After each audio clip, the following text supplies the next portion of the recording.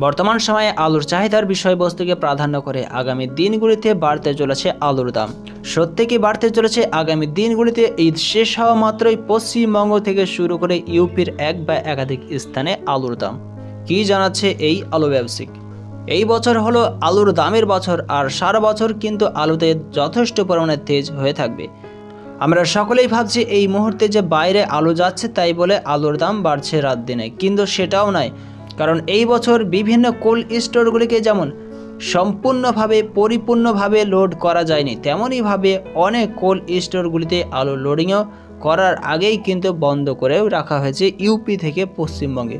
ইউপির বিভিন্ন কোল্ড স্টোরগুলির দিকে লক্ষ্য করলে দেখা গেছে ক্রমাগতইভাবে যেমন চাষিভাইরা আলু লোড করেছে, সেই রকমভাবে অন্য দিক থেকে আলুর নিকাশি লাগাতারভাবে স্টার্টও হয়েছে।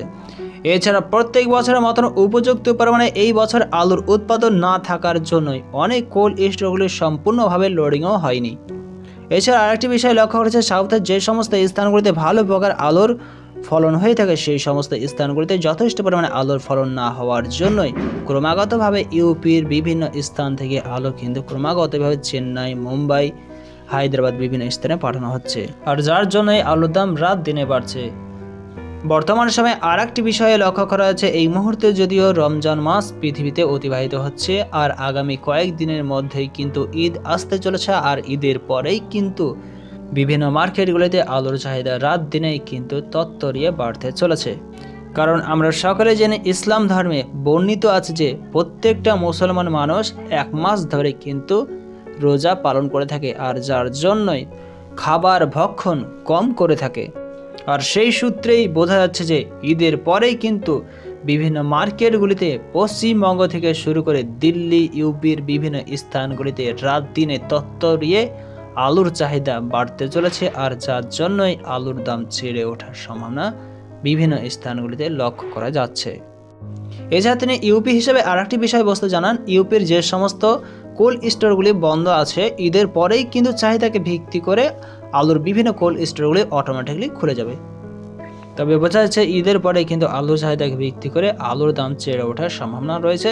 আর এখন আরেকটি বিষয়বস্তু লক্ষ্য করেছে, এই বছর কিন্তু বাংলাদেশের আলুর ফলনের পরিমাণ অনেকটাই কমেছে, আর যার জন্যই কিন্তু ক্রমাগতভাবে আমাদের উত্তরবঙ্গের যে সমস্ত কোল্ড স্টোর রয়েছে সেই সমস্ত কোল্ড স্টোরে চাষি ভাই এবং ব্যবসায়িক ভাইদের মাধ্যমে কিন্তু আলু অলরেডি বিভিন্ন কোল্ডের মাধ্যমে আলু কিন্তু বাংলাদেশে আস্তে আস্তে যেতে শুরু করেছে। এই ব্যবসায়িক ভাইয়ের কাছ থেকে আর একটি বিষয়বস্তু শোনা যায়, ভোটের পরে কিন্তু আলুর দাম কমে যাওয়ার সম্ভাবনা থাকলেও থাকতে পারে।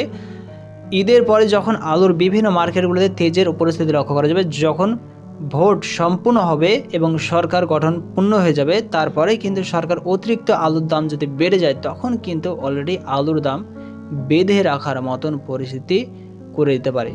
অর্থাৎ বলা যায় ইউপি, দিল্লি, পশ্চিমবঙ্গের বিভিন্ন স্থানগুলিতে আলুর দাম হাই হয়ে ওঠার জন্য সরকার গঠন হওয়া মাত্রই কিন্তু সেই আলুর দাম জনসাধারণের উপকারের অর্থে সেই আলুর দামকে কিন্তু বেঁধে দেওয়ার মতন পরিস্থিতি তিনি কিন্তু উল্লেখ করছেন।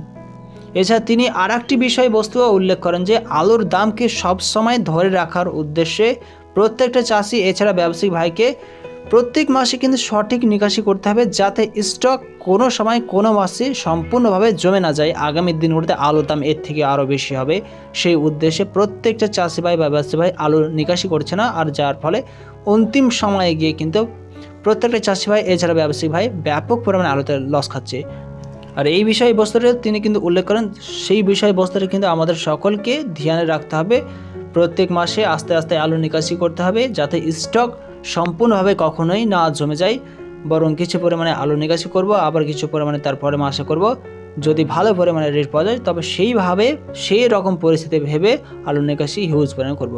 তাই অবশ্যই বলা যায় বিভিন্ন ব্যবসায়িক ভাইদের তথ্য এবং আলুর সম্পর্কে বিভিন্ন ধরনের লেটেস্ট আপডেটগুলি পাওয়ার জন্য আপনারা কিষান বাণীর 42 এই চ্যানেলটির সঙ্গে সংযুক্ত হয়ে থাকুন। Thank you to watching.